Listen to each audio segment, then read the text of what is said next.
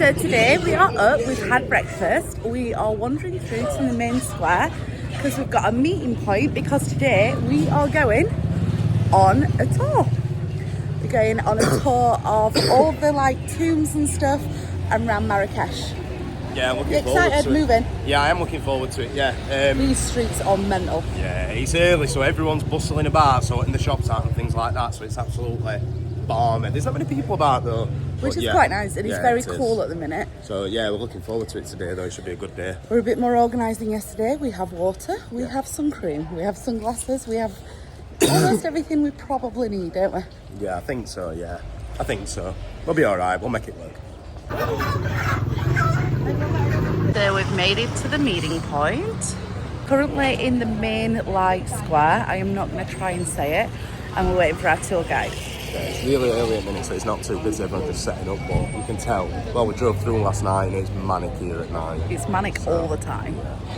And the tour has begun. Yeah, so it's just sort of explained to us, well, like a bit of backstory in Marrakesh now, but we're heading off to, I don't know where we're going, but we're following him. To a palace. To a palace, yeah. So yeah, it should be good this though, looking forward to it. Excited. This is the gate. Found out that the gates are in place because after sunset, they would lock everybody into their own little neighbourhood. It like segregates Marrakesh up. How cool is that? Yeah, it was basically to stop people, to stop crime and things like that, and only people that were allowed out at night were military or police or whoever it were back in there. Yeah, really interesting though. So basically you didn't go outside at city walls because you'd have just got robbed. I didn't actually catch when he said what day this were, but yeah, apparently it was a very naughty place in its day. Very cool. Look how nice the like little streets are. We've got to do some exploring around here, haven't we?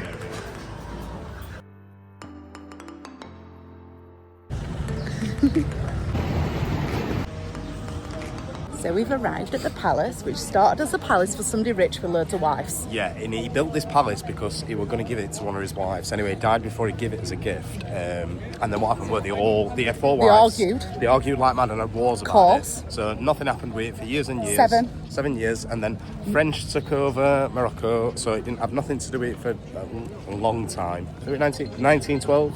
Something like that. Anyway, basically, when he got it back, he gave it to the military, and then beyond that, he opened it up as a museum. But I think it looks absolutely stunning, though. Before it was a museum for the public, it then became for the, is it king? Yeah. That had it, and then he gave it back to Morocco for a museum. So, what's it called? I don't know. Bahirium? No idea. Anyway, quite excited all around. Guys, gone and got us tickets. We're going in.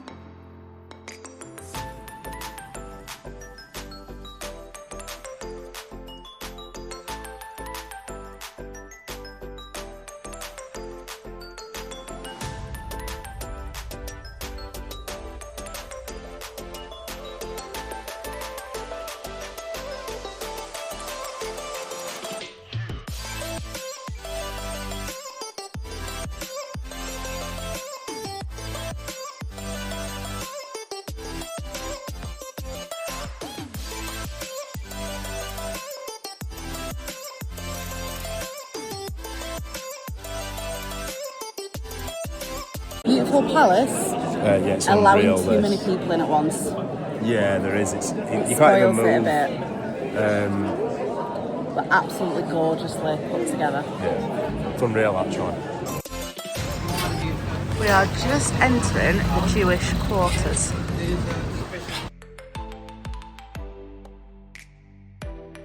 This tour is epic for getting a good feel of a bit of everywhere. This Jewish quarter is amazing. It's wicked. Like so far, we've seen little bits of it, but I feel like we're properly seeing it, and it feels like, just like you know where you're going, you know your sound safe. Yeah, it's nice.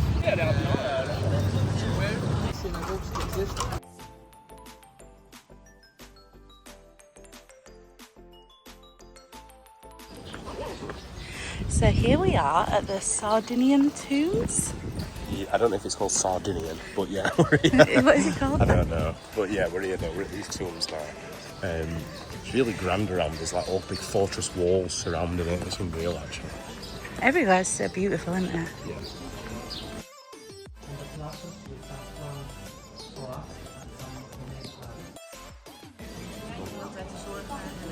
Oh, we're so close to being in yet so far. Oh,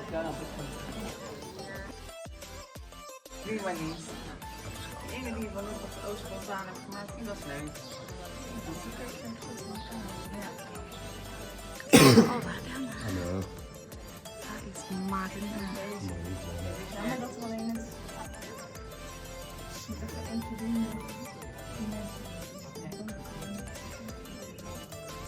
That is crazy, isn't it?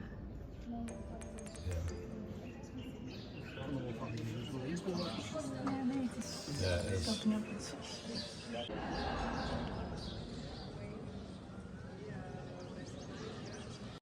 We just had a stop off at a herbalist pharmacy.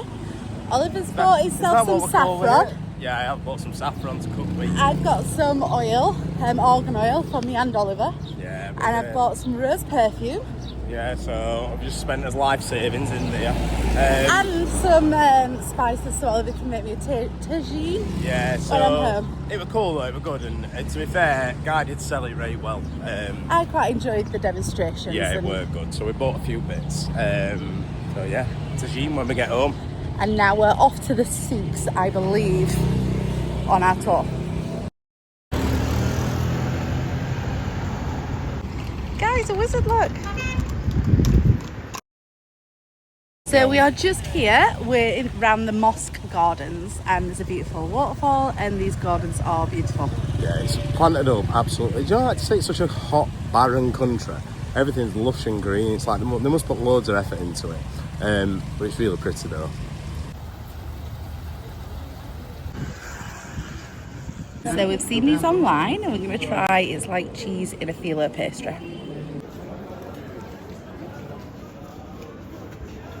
It's super crispy and it's boiling hot. What smell?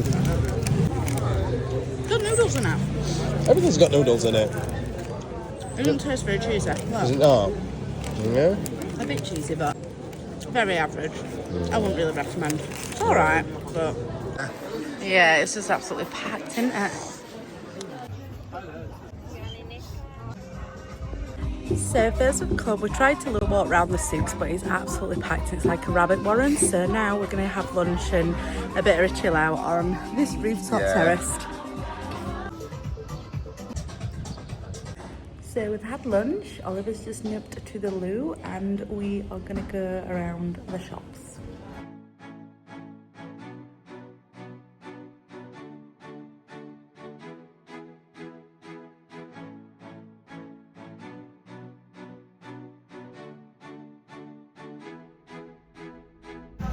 There is only a bloody stork nesting right at the top of their wee baby. How mad is that?